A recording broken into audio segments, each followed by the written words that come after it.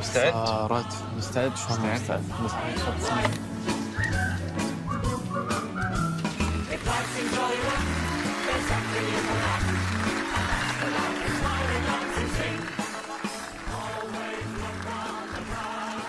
اهلا وسهلا.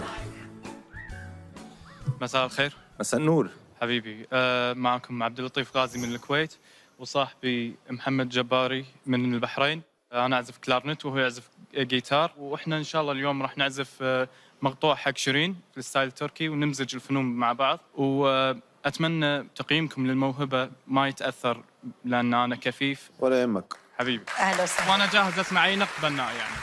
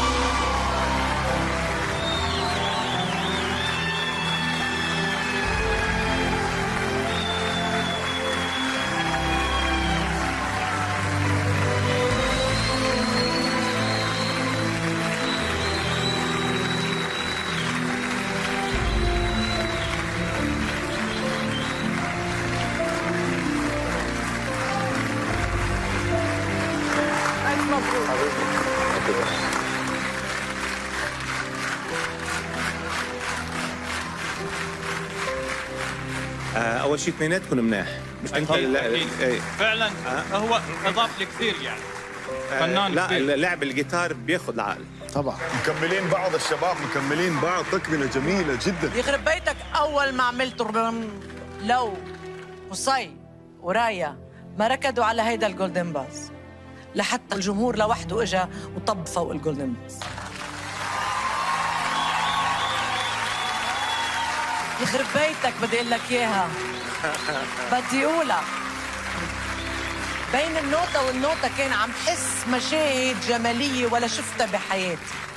كنت عم شوف إحساسك، كنت عم شوف جمال عزفك، كنت عم شوف رواقك الحلو اللي أخذني على سابع سما. الله يعطيك العافية. الله يعطيك العافية. يا أخي الآلة اللي بيلعب عليها، لو مش اللي بيلعب عليها بإحساس عمرك ما هتحسه. إيه الإحساس اللي أنت عزفت بيه ده؟ أنت أعتقد أنك عزفت بروحك. أنت إنسان موهوب موهوب موهوب فوق الوصف. يمكن المعاناة تبعك طلعتها كلها بالكلارنت ووصلتنا كلنا. وانتم ديو الله يوفقكم ويخليكم لبعض. الله يخليك. ونشوفكم بالنهائيات. شكرا. على معك. شكرا.